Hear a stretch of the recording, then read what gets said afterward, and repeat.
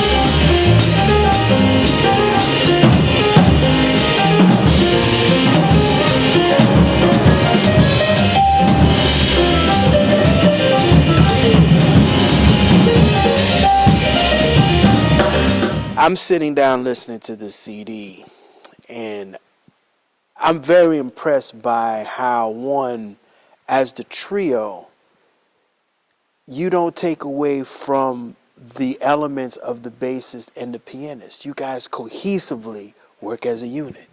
Yes, sir. This album is your debut, and there's some things on this album that you're saying both musically, politically, as well as socially. That's correct. Tell everybody about this album.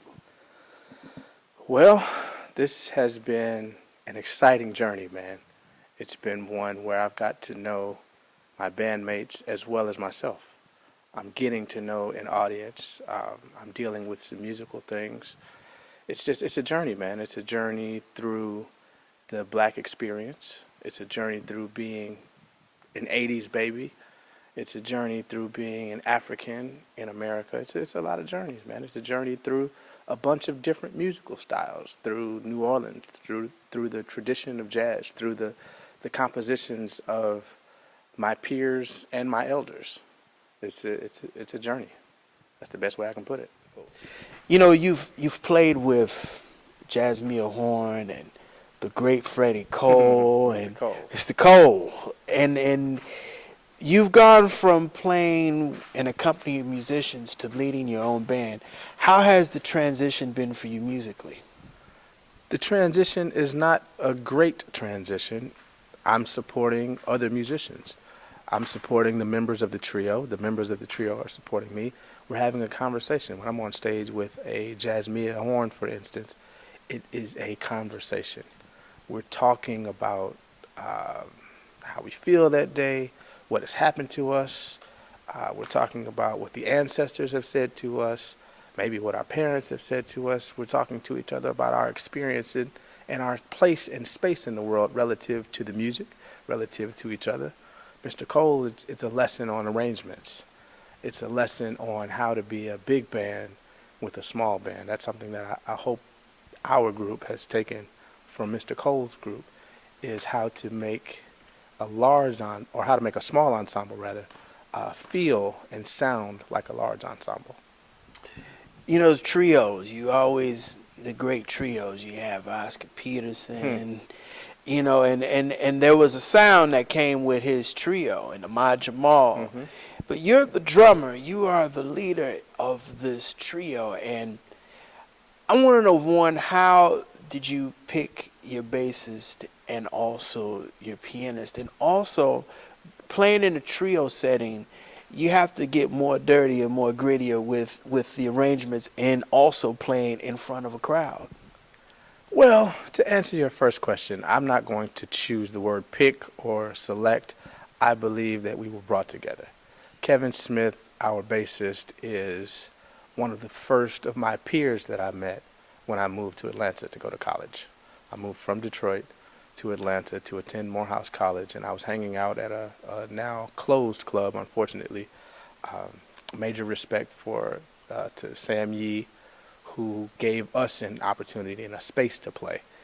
The name of the establishment was Churchill Grounds, and I went there to learn, and Kevin was there learning, and we began to learn together. We began to grow together. We began to tour together. And Kenny Banks Jr., who was our pianist, relocated to Atlanta from Columbus, Ohio. And, you know, Kenny's one of those people, I don't even remember how I met him. I just feel like I've known him forever. I don't remember where we were when we met or what the circumstance was. I just knew that this is a brother who I connected with. So I didn't select them. We just found ourselves working and gelling and on a vibration that was communicative and was helpful for the music.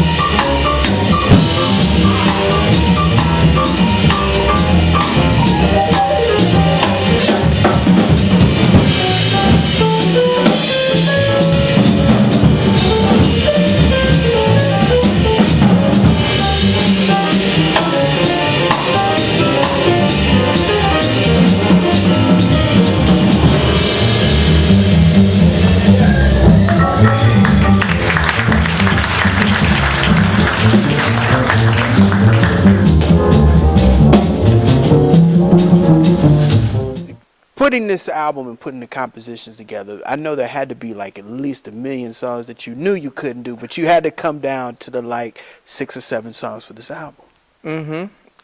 Selecting songs is, again, it's one of those things that the compositions come to you. One of my favorites is Hopscotch. It's a song by Marcus Printup, who hired me to be a part of his band, and I fell in love with the tune. I fell in love with his composition, and the people that recorded that song with him are friends of mine now. When I first heard it, I don't know that I knew many of them well, but now I've gone on to play gigs with several of them, or sub gigs for some of them in my brother Ulysses' case. And so it's a thing where I was able to collaboratively with this band put together some songs that just felt new and fresh. They were traditional, but they're just the interpretations that came to me. Again, I didn't go out in search of. I operate from a space of what's for you is for you. And the music, I believe, comes to you. The music has a life of its own once it comes through you. Your job is to be receptive enough to capture a moment and then to let it live. We've recorded the record, and we look forward to going and touring the record, and the compositions will become something different than what they are. The arrangements will become something different based on the energies in the room, based on what the people give us tonight. The compositions will become what it is that they become. Unfortunately, Kevin can't be here with us, so I've got my dear brother Barry Stephenson, and he'll add something to the mix. This album was produced by your mentor and a very, very important presence to jazz, Mr. Michael Carvin. Yes. And you also, you dedicated a song on here. There's a song called Carvin's Agreement, which you composed on here. It's the last track on the album. Tell me how you and Mr. Carvin met, and explain, as a mentor and as a teacher to you, how has he enhanced you as a better musician? I was introduced to Michael Carvin through one of his students, Chris Beck. Chris Beck and I met out in Doha, Qatar. Interesting place to meet, as he lives right here in the city, and we've seen each other several times since. But I was fairly new to the city, hadn't been here 3 months yet, and I secured a gig out at the Jazz at Lincoln Center Club through my dear friend Richard Johnson. He was kind enough to call me and ask me to come out there. So I went out to Doha and spent some time, and during a changeover, Chris came in, I think the night before I was scheduled to leave, and we had a double drum show. And that was the day I met him, and we were there, and I talked to him from there, and I'm like, hey man, I just got to the city. I am looking for a mentor, a teacher, someone to study with. Who do you recommend? And he said, hey man, you have to deal with Michael Carvin. Like, they're hands down, you have to call Mr. Carvin. He said, Mr. Carvin had enhanced his life on so many different levels beyond playing. There's much more to life than music, and Mr. Carvin deals with the music, but he also deals with all of the other things, and that's something that's necessary for people like me. I had a wonderful father, wonderful mother, great set of parents, beautiful family, and the advice that they gave me as they were bringing me up is, son, when you figure out something in life that you want to do, find someone who does it at a level beyond yours and sit with them and learn from them. And so I've sought guidance, from people like that who do what it is that I aspire to do or am already doing. And Mr. Carvin is one who does such on the highest level. This being your debut record, what were some of the things mentally that you wanted to document and for the fans to really get a grasp of musically of your ideas? Soul. I want people to hear the record and to feel like they have to move. This music that we play comes from a tradition of dancing. It comes from a tradition of people getting together in a communal space whereby they would share vibrations and they would share soulful things. They would laugh, they would play cards, they would dance, they would eat, good food, drink good wine, or whatever, pick your poison. Um, but I wanted to bring that element to what it is that our group is doing. We wanted to bring that element of fun and enjoyment and danceability. That's very important to us, is that people hear the music and they want to move, even if it's not in a physical manner. Even if they don't get up and dance, we want them to be moved by the music that we are presenting.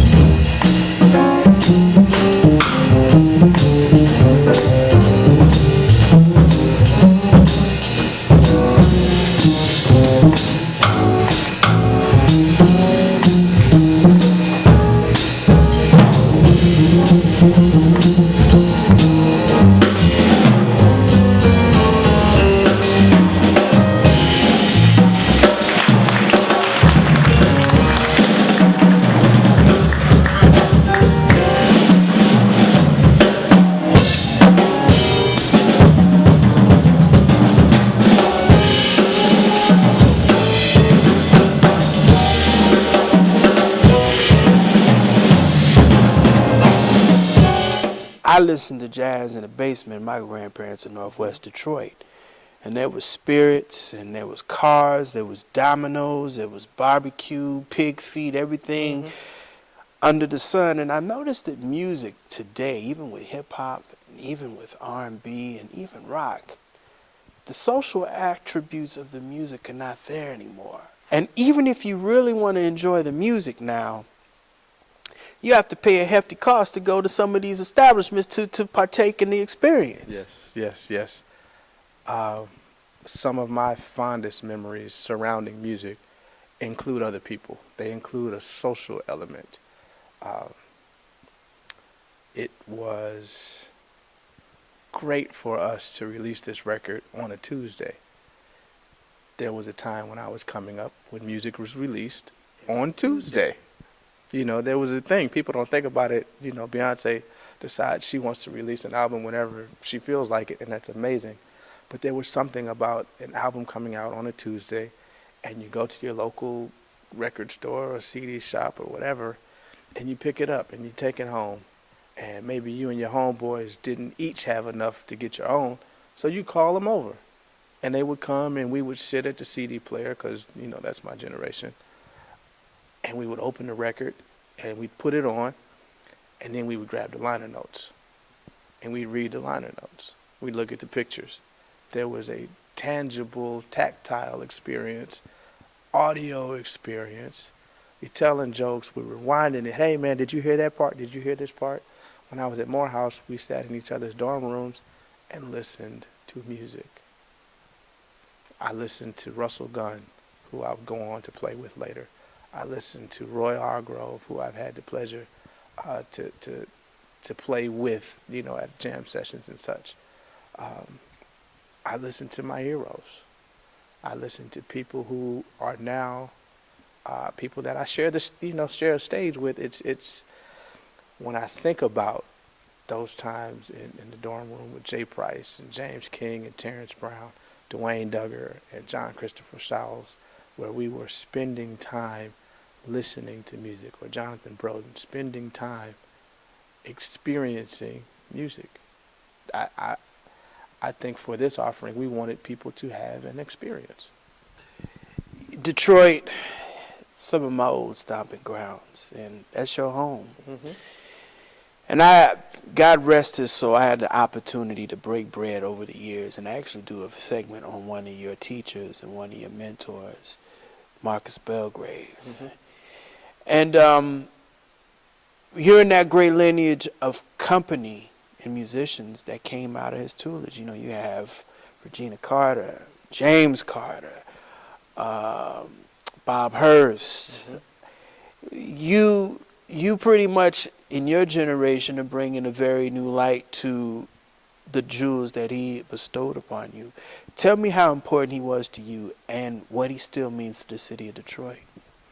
But he saw a unique opportunity to cultivate young people in Detroit, and he was sold out to the idea that he himself had the power to make Detroit better. That is his legacy. When you talk about his students, who are too numerous to name, my sister is one of them. There are many who are not currently playing. You have people that are my contemporaries, like Nate Wynn or Marion Felder or Chris Johnson, who have played respectively with John Patitucci and Pat Metheny and the Jazz at Lincoln Center Orchestra and the Count Basie Orchestra, and are each band leaders, from my understanding, as well. And there are countless others. If I started to name the amount of lives that this one man has touched, we'd be here for the rest of the night.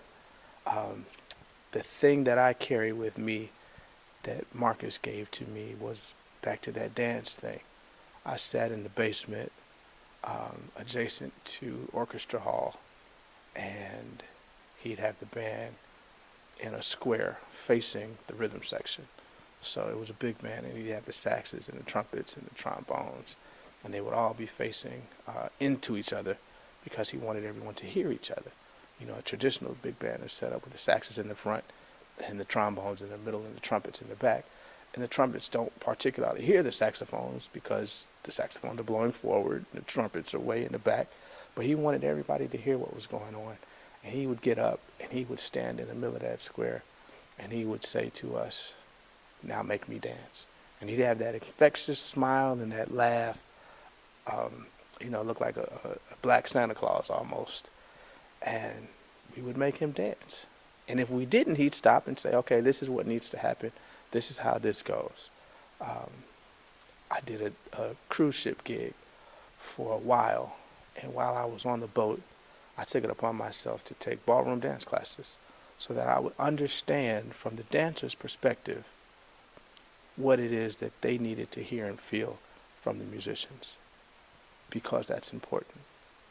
It is important when you're providing entertainment for someone for you to understand what it is that they need, what it is that they want, what language that they speak. Music is a language, and he taught me about the language of dance.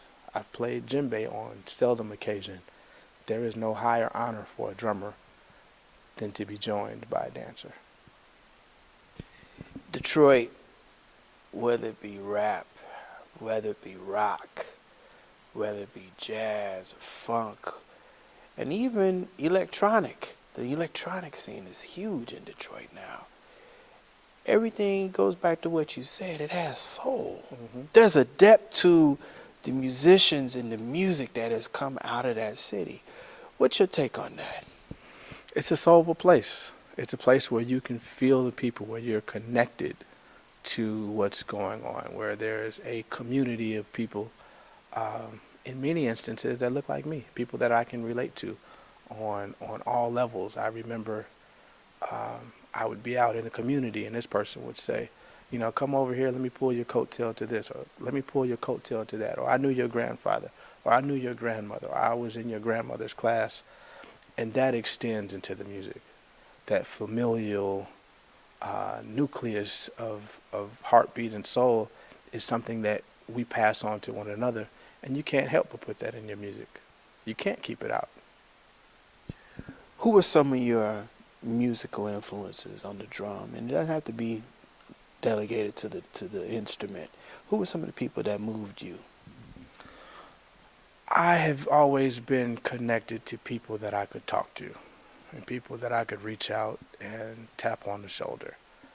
So I've had mentors in people like Jarrell J. Fly Flynn, or Little John Roberts, or Sonny Emery, Michael Carvin, Terrion Gully. Marlon Patton is someone that I've looked up to. Jason Marsalis, Ali Jackson. For those that cover the instrument. I've had a special connection with trumpet players over the years. Marcus Printup, Russell Gunn, Melvin Jones, Tim Turner, Marcus Belgrave. And I've been connected with Detroiters, Dwight Andrews, Jerry Allen, Casa Overall, another drummer He's serious. who played with Jerry for some years. Kareem Riggins? I love Kareem. I haven't spent much time with Kareem. We've only spoken once or twice. But of course, I mean, he's another influence. Jeff Hamilton is another. I mean, there's a great tradition and lineage. You can't go without saying Elvin and Boo, Art Blakey, or Max Roach. The Baby Dodds. I mean, you can't. You know, the lineage is deep and rich. But those are just a couple that have touched me. That'll do it again for another edition of the Pace Report, reporting live here at Dizzy's Club Coca-Cola here at Jazz at Lincoln Center here in New York City. I'd like to personally congratulate the talented Mr. Henry Conerway III. Make sure you go out and support his debut album, which is now available on iTunes as well as Amazon.com, and you can also visit him on his website. I'd like to personally thank the staff and management here at Dizzy's as well as Jazz at Lincoln Center for their warm hospitality. As always, please visit my website, www.thepacereport.com, for my weekly column as well as my past segments. Until next time, remember, if it's in the groove, it'll make you move. Till next time, peace.